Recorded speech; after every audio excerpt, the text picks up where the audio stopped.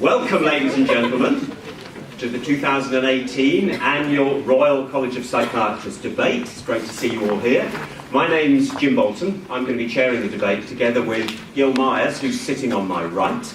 I'm going to start off with the important but dull bits. First of all, if the fire alarm goes off, we're not expecting a test. So follow any members of staff here, like me, who look as though they know where they're going, because we'll probably be heading down the stairs and out onto the street in front, or if we can't do that, out of the exit there. Fingers crossed that won't happen. Mobile phones, if you've got them with you, by all means leave them on if you'd like to join in with the Twitter feed, and we'll hear more about that in a minute, but if you could turn them to silent, that would be great. Shortly I'm going to introduce our two teams of speakers for the debate. They're all psychiatrists, as are Gil and I. And I'm guessing that many of you probably won't have met a psychiatrist before.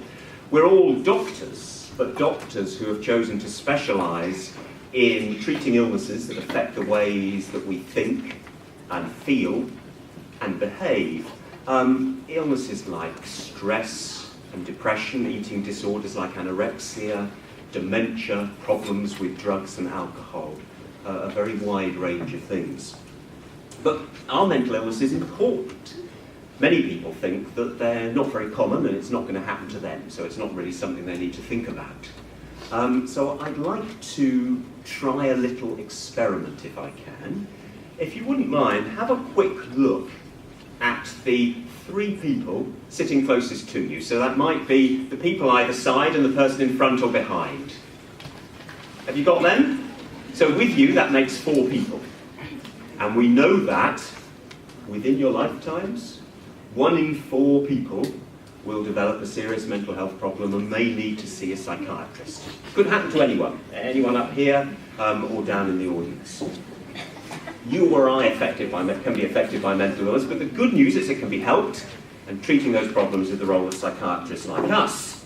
And if you do want to know a bit more about a career in psychiatry, perhaps if you're studying psychology, you're interested in doing nursing, or even training to be a doctor or psychiatrist, afterwards we've got Gina and Rajeshri on our careers stand at the back with some information and possibly some free pens. So if you want to go and see them afterwards, find out a bit more about what we do. Now, the building we're in today is called the headquarters of the Royal College of Psychiatrists, but it's not actually a hospital or a clinic. No psychiatrists see patients here, it's the headquarters. Psychiatrists like me and my colleagues up here, we work up in hospitals and clinics up and down the country. But the college itself does have staff here that keep things running, and they're the people who've got us all together today. So I'd like you to join with me in thanking all of them for organising this event.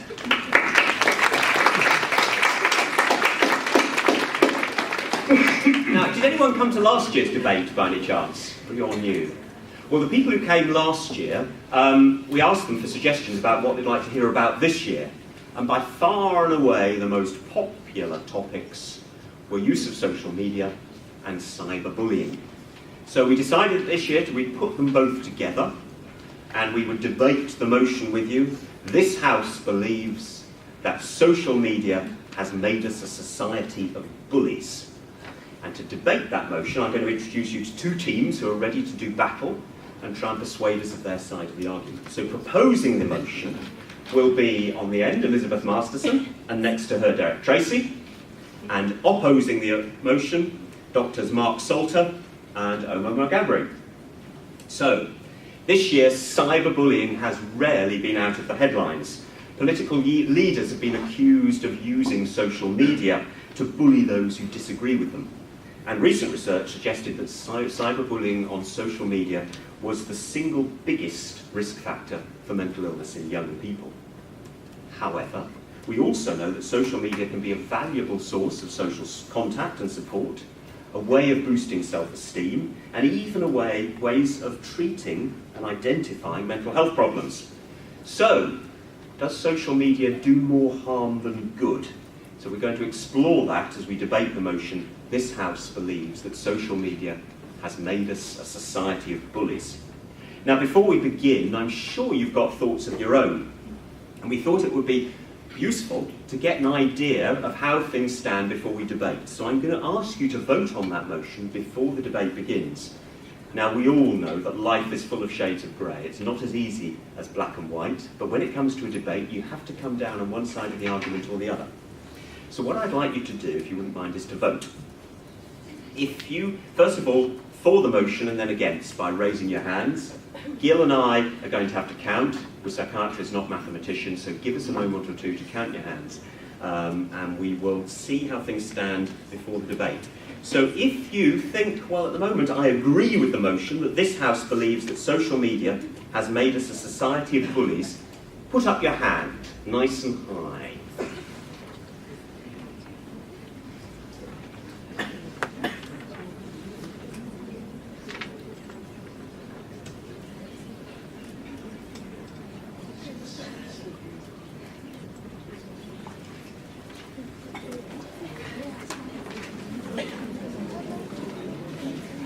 Okay, and if you disagree with the motion, this House believes that social media has made a society of bullies. Hands up again, please.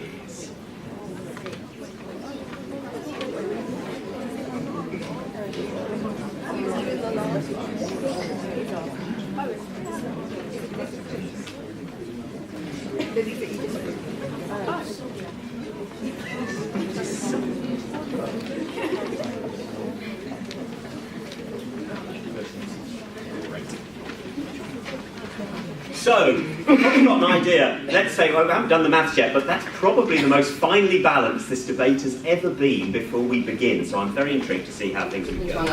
Because I don't know if you know from the Carol Rudolph and the Red-Nosed Reindeer, he talked about the fact he had been bullied, he'd been laughed at and called names by the other reindeers, and they hadn't let him join in his games. So bullying happens everywhere. Hence why we proposed this. So we're not here to spoil the party and say social media, the internet, everything is absolutely terrible, it's really bad, you should never do it. We do accept there are some positives to social media and there are some negatives. It's getting that balance. So, yep, there are positives. You can keep in touch with your friends and family really quickly and from all over the world.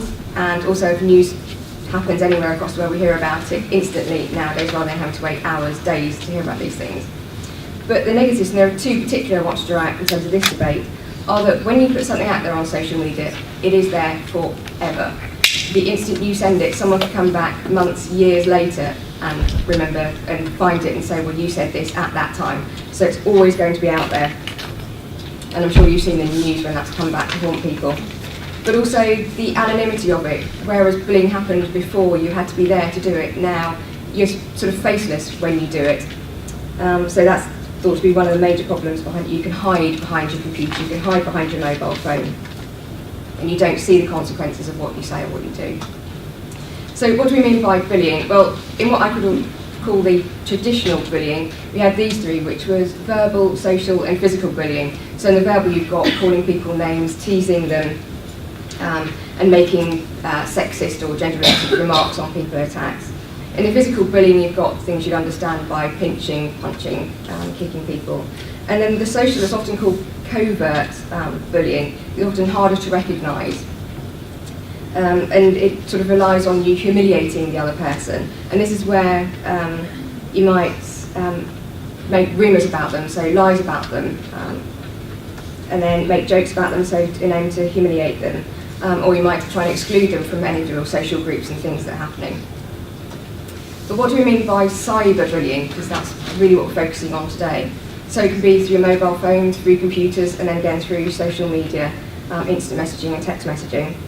And it's often associated with, like I just talked about, the social bullying. So it's abusive and hurtful comments and images often nowadays, deliberately excluding them from your social media, sort of WhatsApp and other forms of social media groups.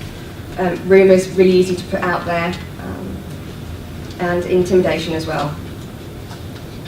And what do we mean by social media? I'm sure you, being a lot younger than me, recognise a lot more of these social media images than I do, but we're talking about all forms of social media, not just one or two specific ones. And that has grown massively just in a short space of time, the use of social media.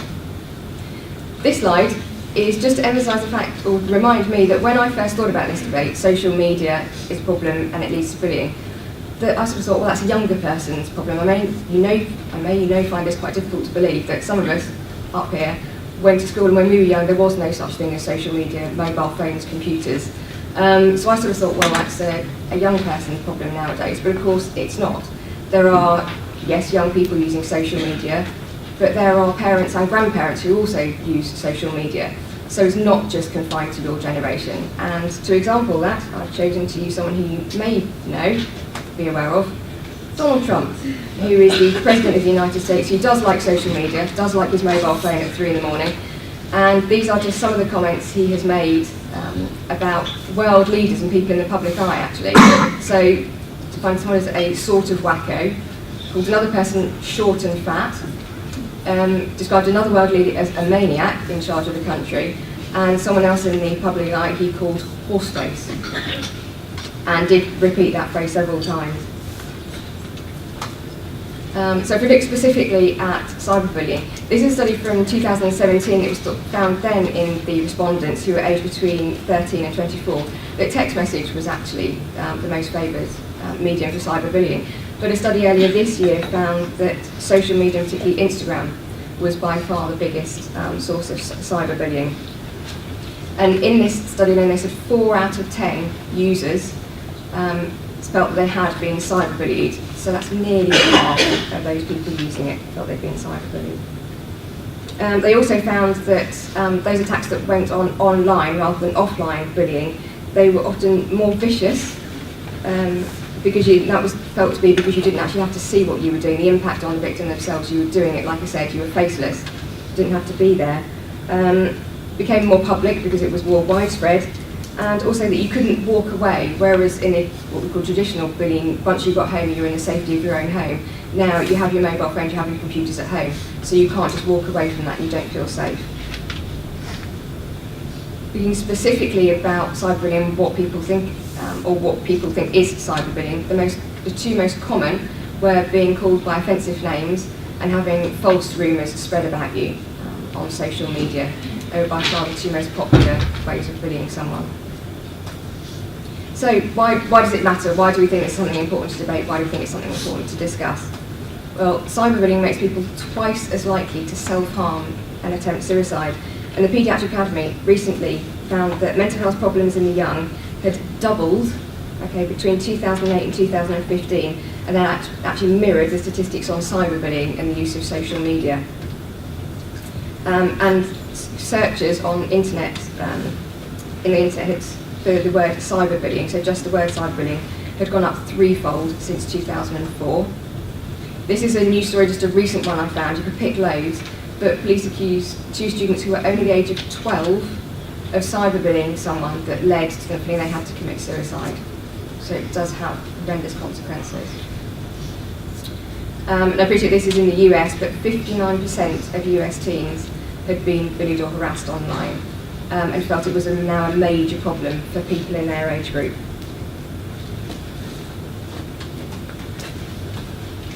And then, interestingly, teens also think, though, even though it's a massive problem, that social media companies and teachers, who I know are here today, and politicians are failing to address the issue and do enough about it. And Prince William recently met some children who had been cyberbullied and accused the social media companies of failing to protect children from what he described as the vile and hate that now features on some of those websites. So thank you, and Merry Christmas.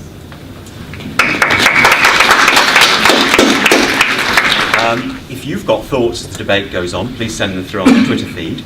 Because now, to oppose the motion, I'll introduce Owen. Thank you very much, and thank you for starting this debate. So I just want to remind us of what the motion is. This House believes that social media has made us a society of bullies. Now, this is an old argument. I've heard it many times before.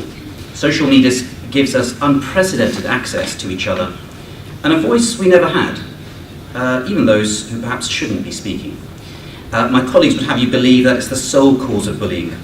Probably that we should stop using it altogether. They'll probably try to bamboozle us, in fact they have, with facts and figures. Maybe even report research on how bullying has increased. Well, I'm not sure I believe it. In fact, I'm sure I don't. it still doesn't prove social media is the cause, and I'm sure you agree, or at least I hope you will. Do we really want to go back to a time without social media? Without messages that we can send wherever we are in the world? Without being able to share photos of what exciting or silly things that we are doing with those that you love and like? Or in case some of those that you don't even know, in the hope that they might like your activities. Imagine your journey to school or college. Without social media, you can't check if there are problems on your route, if the bus is cancelled or if it's not coming at all. Or even to let someone you are meeting know that you're actually not going because you're still in bed. Social media is a creative outlet. It's a way for us to share ideas, to promote businesses or products, to connect to people. We can message each other in an instant, let each other know if plans have changed, or indeed making the plans in the first place. I know one of the debaters here is a great proponent of social media, and even has on his social media page, "I'm always happy to be contacted directly by anyone." Well, how can you have that if you don't have social media? Anyway, no names. Now I know there is bullying on social media. I don't condone this, nor am I saying that it is not a problem. It is, but only for a proportion of people.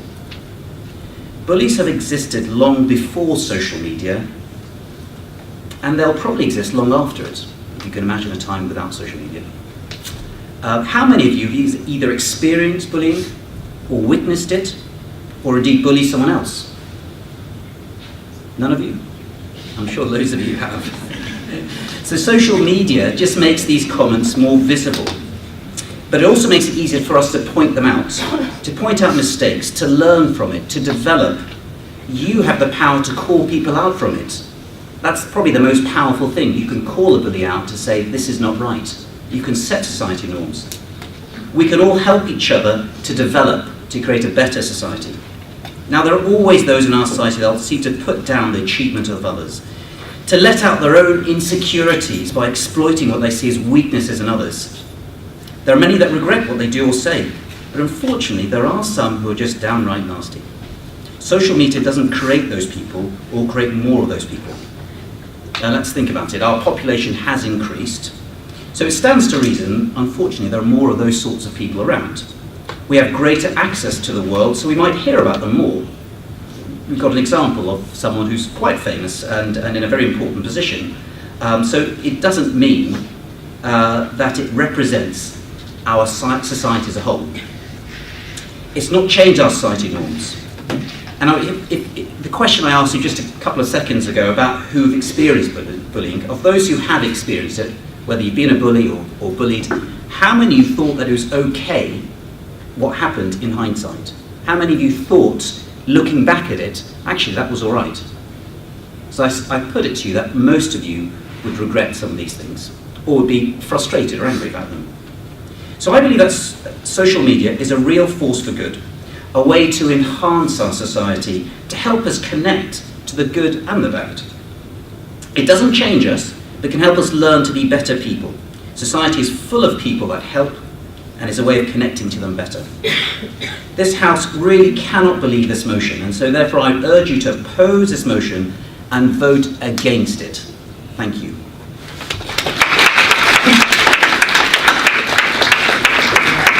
Oppose the motion.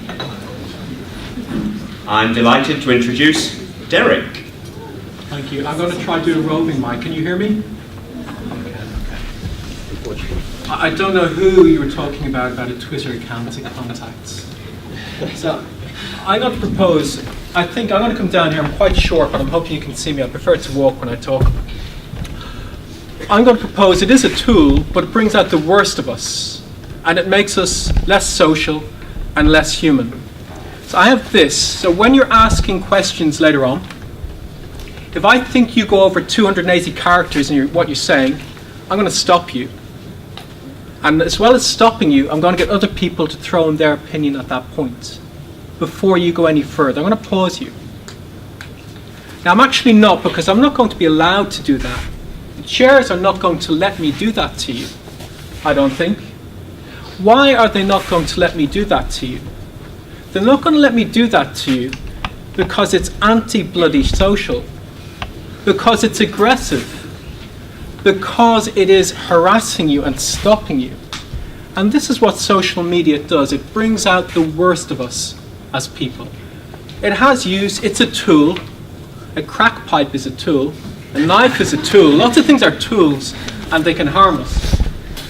There's a biologist called E.O. Wilson. He's very famous. He studied ants, but in the world of ants, it's pretty big. And he was saying that the problem with humanity is we have Paleolithic emotions, Stone Age emotions.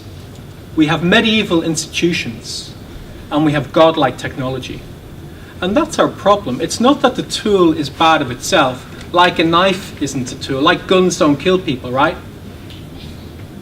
People kill people with guns. We can't handle it. There's really interesting scientific work that says if you look at human societies, we can handle tribal groups of up to about 150 people, kind of people you'd know in your wider environment. We can take friendship groups of 20 to 30, and you can have between 2 and 5 close friends. 2 and 5 close friends, 30 in a friendship group, 150 tribal. How many of you have more than 150 followers on any social media? Yeah. It's bullshit. They're not your friends. They're not your friends. You have to edit this out for language later on, yeah. We can't deal with the size of it, and we cannot deal with the anonymity. So Omar mentioned about you can call it out. Well, I can't, because if you're Truthmeister 106 on an account, I don't know who you are if you want to harass me. And it reminds me of road rage. You know, you're going along the car and your dad's there and he's effing and blinding at people cutting in. Or worse, your mum does it. I mean, you expect it from your dad. Your dad doesn't walk along the street and if someone cuts in front of him says, that's my bit of the pavement, F off. Because you can see them and you engage with them. It's a tool. We are unable to handle it. Do you look at social media and feel better about yourself, thinking, actually, I'm pretty good looking? They're all minging. Look at me. I feel very confident about my body right now. I'm not missing out on anything. I'm on top of it. I'm going to all the things that are happening. No, you don't. I don't need science either. You know this. And talking about tools, I don't get too rude, but for the guys here, enough with the dick pics, right?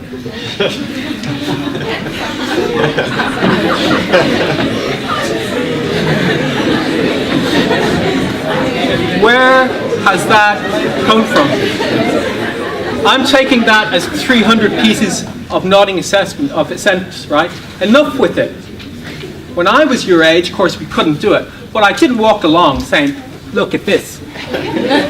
And you're in East London now, but you go outside and do that and you get arrested.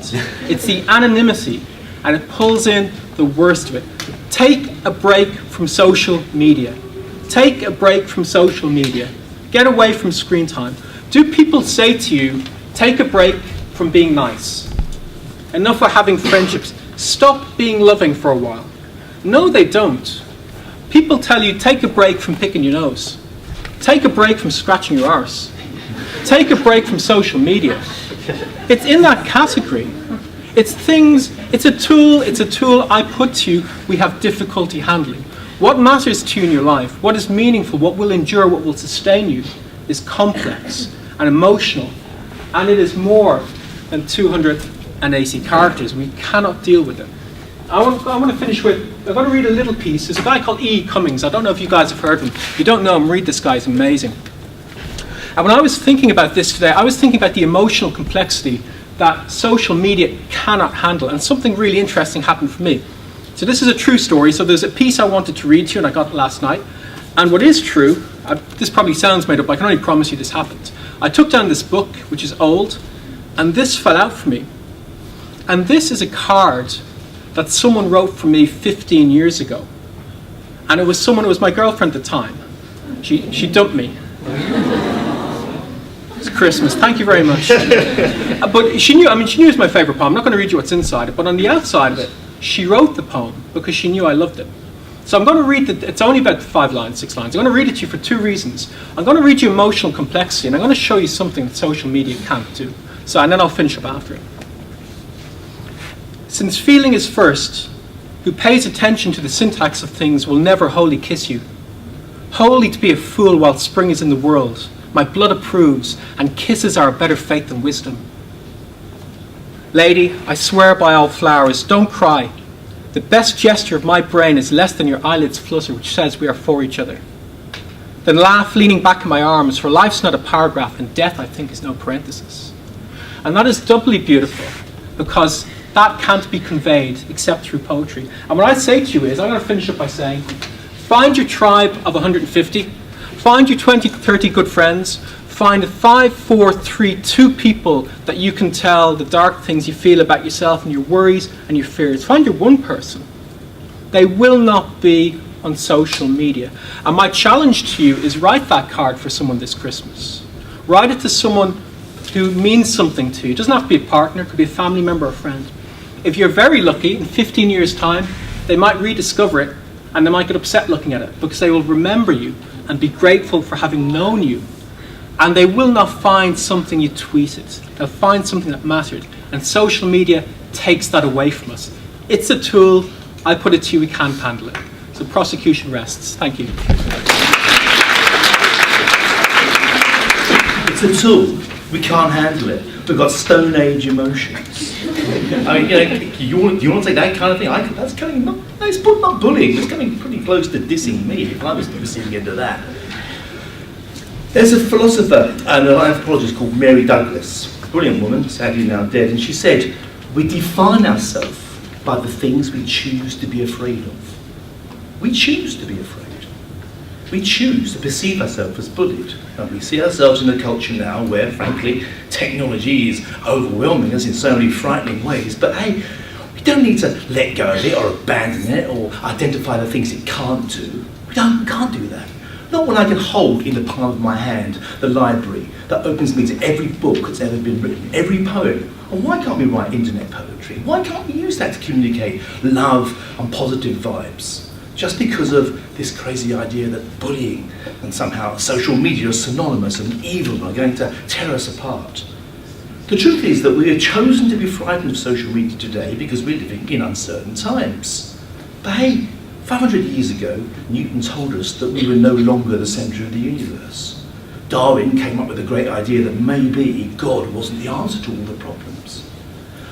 Einstein said E equals mc squared and gave us technology and nuclear power for good or for bad. And clearly we have these things. But the truth of the matter is that bullying has always been around. It always has been and always will be. And here's a weird idea.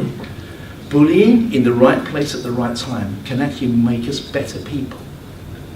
We know very well that the best way to eliminate bullying is actually to get the people around the person doing the bullying to do the dissing there and then. Hey, as our colleagues correctly say, we can't do that when it's anonymous, when it's being done over Twitter or Instagram by a complete nobody, a stranger. But here's the point. If they're not doing it to your face, they're doing it from a distance, you don't know their name, they really are a nobody. They are like zilch, these people. They don't amount to a real human being. Now, what can we do to get that idea into our heads? Answer is this. Technology is running faster than we are at the moment. Just like nuclear weapons were in the 60s, just like white evolution was in the 30s and the 40s, just like gravity did 500 years ago. We are caught up by and overwhelmed by the cleverness of our inventions, but we're not Stone Age. All we have to do is embrace this device, and we have to accept that the internet, this social non-nuclear bomb, because it ain't a bomb, it's something we can handle if we're careful. We have to learn to respect it, the same way as we respect uranium, and the same way as we respect the ideas and the teachings of evolution and God. There's space for both in this world. So, this means that we turn this around. Social media can teach us how not to be bullies. We need to be much more open with each other. When someone's getting bad crap off of Instagram, you tell people, you spread that word, you launch a counter-offensive. You call out people who are doing it. How often have you actually sat in a conversation with your mates and your colleagues in a cafe or a bar or somewhere, and you're hearing them talking about someone they've been dissing on the internet and what they said to me? Just generally spread the word. You don't do that kind of shit. It is bad for us. It is bad for the world. We use this tool, social media, which ain't a rock for God's sake. It's something unbelievable. It can plug me into, anything. It can plug me in anything from hip hop to Shakespeare and back again. anything that can do that is not something we should treat as a tool and enemy, limit ourselves to 120 people. No. What we need to do is be responsible for the simple fact that this device is currently ahead of us. We've got to catch up. And when we do, and we can spread the word, when it can go mimetic, and we can spread the meme that we have to do something about dissing the idiots that misharm this device, we're going to get an even richer, more sophisticated and happier culture than we had before. Look very closely, ladies and gentlemen, at the motion we have here. This house believes that social media has made us a society of bullies. We already were. And if we weren't in some way, if we weren't giving grief to each other, we'd be a really dull, boring, extinct species. In a way, we need that pain, because there's another word for pain, it's called experience. And if we show love and kindness and respect, just like Derek has shown us how to do it, we can spread that word and use this device to turn in on itself and destroy the bullies more than it destroy us. Remember that line? Strike me down, Vader, and I'll return far more powerful than you could possibly imagine. Great line.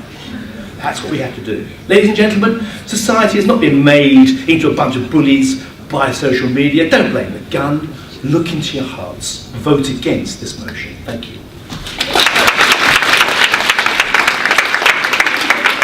Do you think parents play a part in children's cyberbullying? Do we think parents... Play a part in children's cyberbullying? Oh, do we think parents play a part in children's cyberbullying?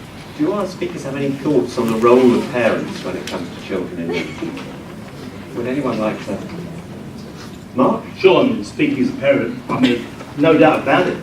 But then again, no more or less the parent plays anything to do with crime, taking drugs, showing respect, teaching your son to always carry a condom because he'll go out and get laid, and all the other zillions of things that go on in this world. I mean, look, cyberbullying is just a small part of the show, you know.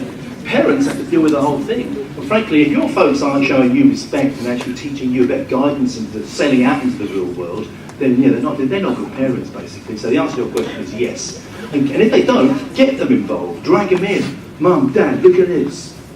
You know, it's an irresponsible parent these days that doesn't take technology seriously. Derek or Elizabeth, did you have any reflections you wanted to make? Yeah, as a parent as well, I think, and I agree, it's a tool.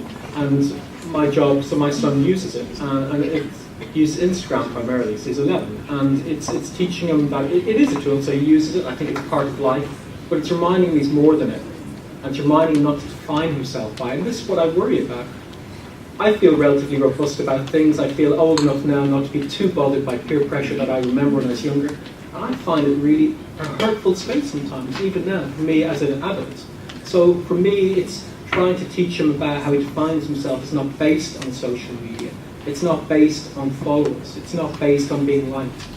I think it's a conversation that we have as families, we have as friends, yeah. Thank you. Did we have any other questions or comments? Did anyone want to raise anything? People might have experiences of their own. So one down here, Mark, the microphone, please. Can you tell us who you are and then nice and loud? I'm Charlotte. Yeah. So I think a lot of the things you said about how we should use social media like as a positive way to defeat bullying, I think it's really good, but it's a lot easier said than done. So I think when you see the words on a screen, even if you delete it, even if you block the person, you remember them. And if you don't delete it, at any point you can go back and see it. So I think it's impossible to say that we can't use social media anymore, or at least we feel it's impossible to say we can't use social media anymore. But it's also impossible to say that we can all ride against it and use it in a positive way, because there's always going to be someone who will have a negative view on it. And social media will always allow that person to express their negative view. So, yeah. Thank you, Charlotte.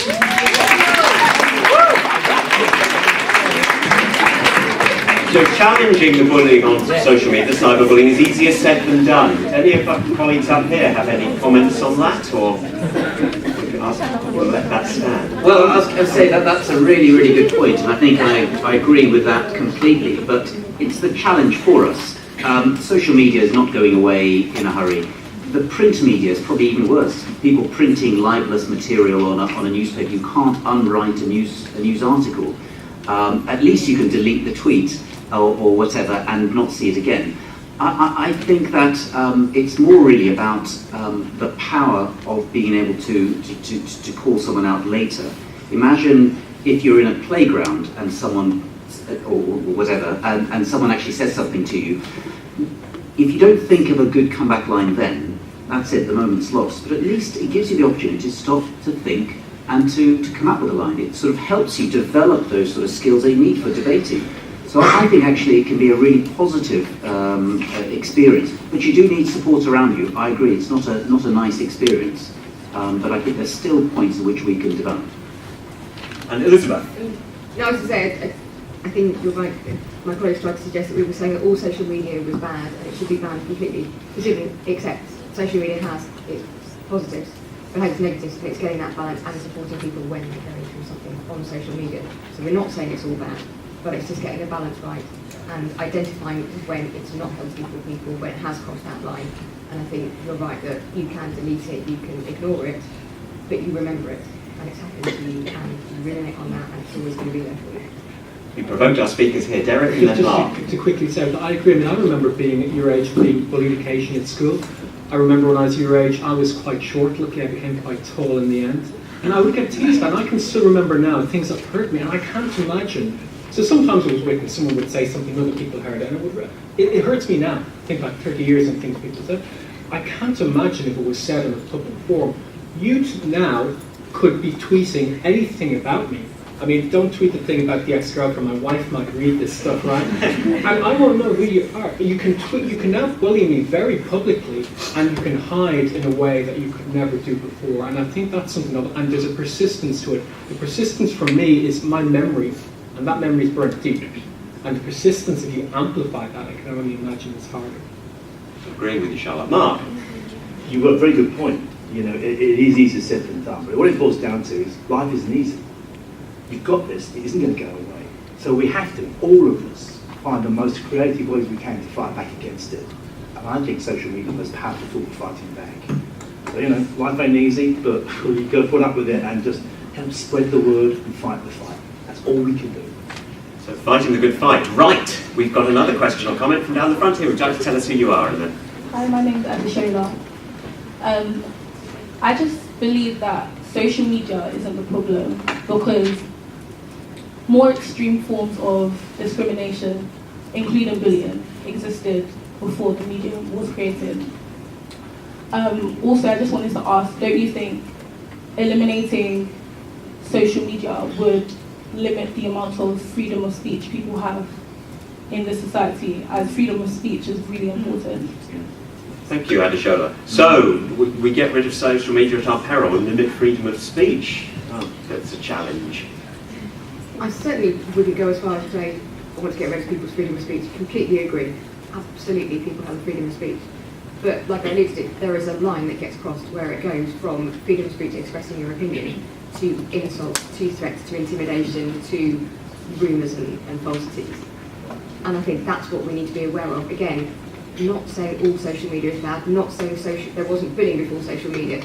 Many of us up here went to school, were bullied, there was no social media there. It happened. Accept that. But I do believe it's got worse since social media because there's no escape. When you used to get home from school, you were in your own home, you were safe, you were with your parents, still people who are true friends. Now you've got your phone all the time, so it can be 24 hours a day that you get intimidated, bullied, etc. So I don't think it's extreme that we get rid of social media, there's no freedom of speech. But I think we've gone down a path almost too much now where anything goes. It's actually doing more damage than good. Thank you. I'm going to, do you have a... Oh, Matt. Well, I was just going to say that I absolutely agree. I mean, partly because I said the same thing. But I mean, we have to remind ourselves that this is the motion is that the House believes that social media has made us a society of bullies. And I can't see how the opposition really made that argument stick. I mean, they've made a lot of good points. But has it really made us a society of bullies? I don't think so.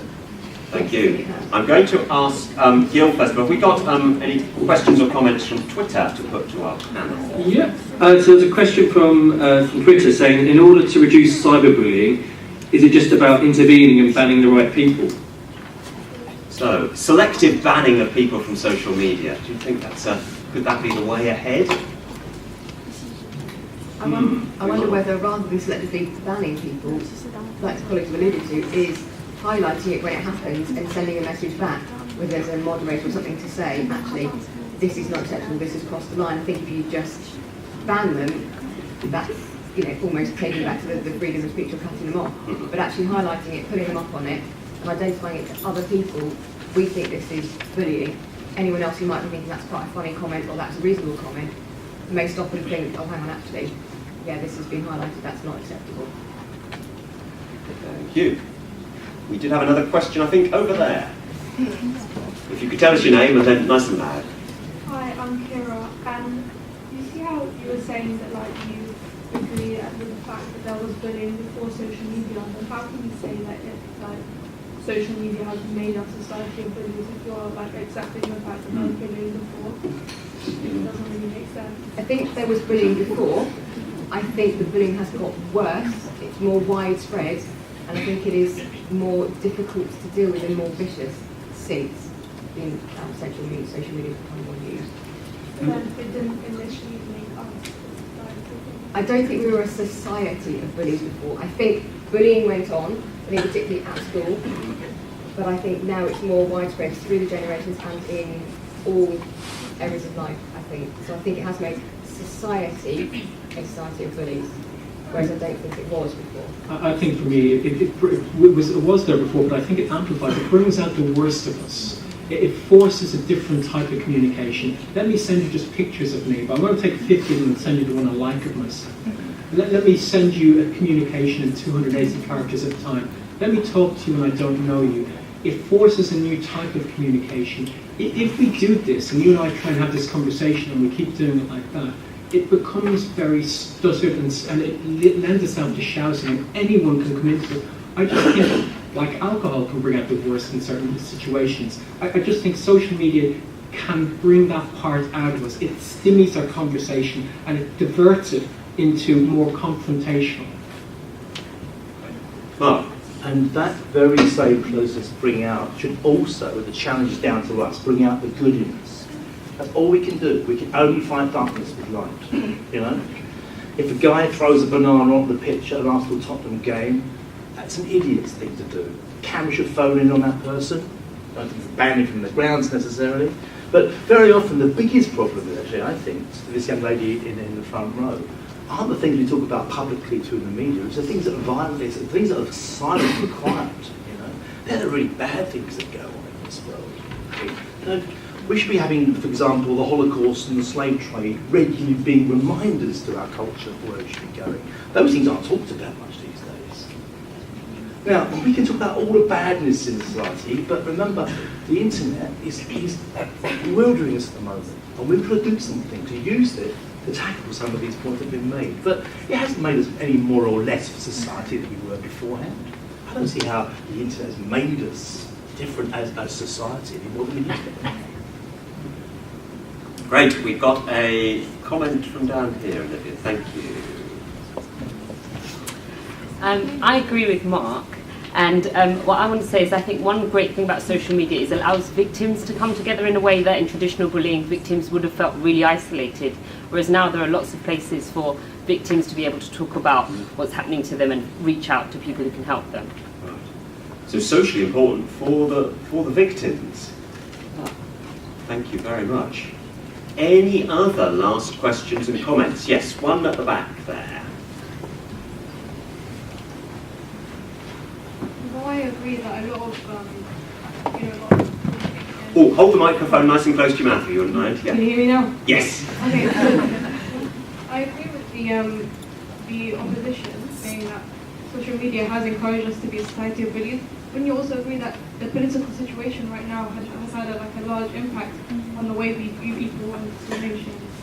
Gosh, I hope we wouldn't mention Brexit or Donald Trump again, but it looks as though we might. So our political situation encourages the bullying and the misuse of social media?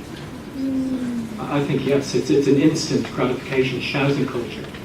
You look at political discourse, I mean Trump is an abomination, so he's a bad example in a sense, but it's appalling. The ability to have nuanced conversations, it's instant and shouting back and forth. I agree, and I think there are hugely bad examples as well. And he's a particularly terrible example, but I think it is seen in political discourse. I do agree with the point, of course, as well, that there is an ability for people to network and for victims groups and support groups as well. And I would argue that it has utility as a tool.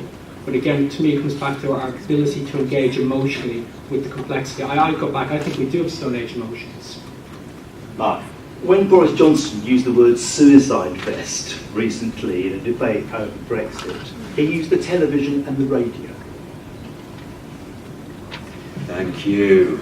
Right.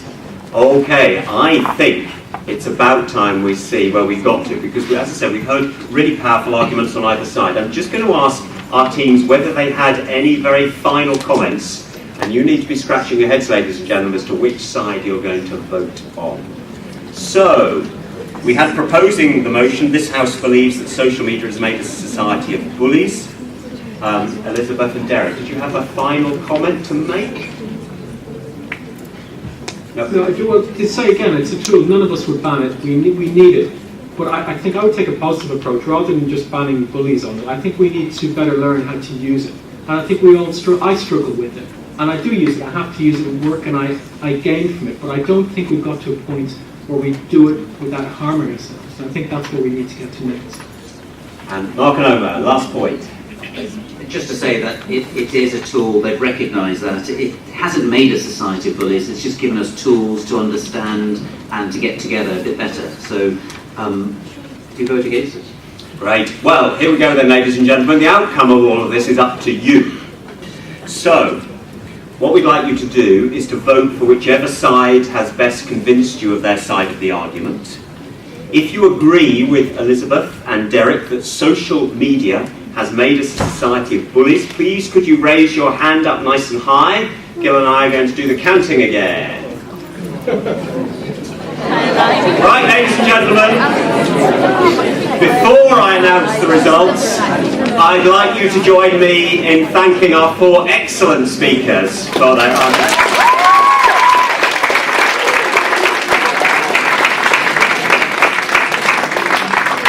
This year's motion was based on feedback from last year, so if you've got any ideas about what we should talk about next year, particularly if you're coming back again, either use the Twitter feed on the way home, or get in touch with Thomas at the college who sent out the invitations, and let us know your ideas.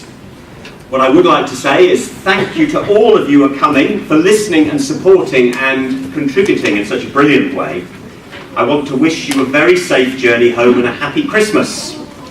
Before we go, before the debate, the motion was, this House believes that social media has made us a society of bullies. Before the debate, 76 for and 50 against. After we heard from our speakers and yourselves, 38 for and 120 against. I declare Mark. Yeah!